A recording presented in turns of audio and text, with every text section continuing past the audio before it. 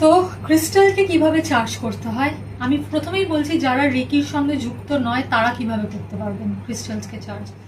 প্রথম ক্রিস্টাল, যেই ক্রিস্টালগুলো ধোয়া যায়, ক্রিস্টাল কেনার পরে সেই ক্রিস্টালগুলোকে ধুয়ে নেবেন, বা গঙ্গা জলের ছিটা, মুন ওয়াটার এগুলো দিয়ে নেবেন।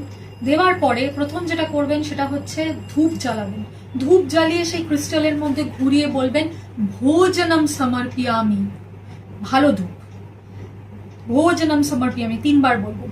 এছাড়া ক্রিস্টালকে হিল করার জন্য সেটা প্রত্যেক দিন সকালবেলা সূর্য যখন উঠবে, মানে সূর্য উঠছে, সেই সূর্যের আলো, তাকে সূর্যকে বলবেন তুমি একে শক্তি দাও। পূর্ণিমার সময় সেখানটা চাঁদের আলো ওটাকে লাগাবেন।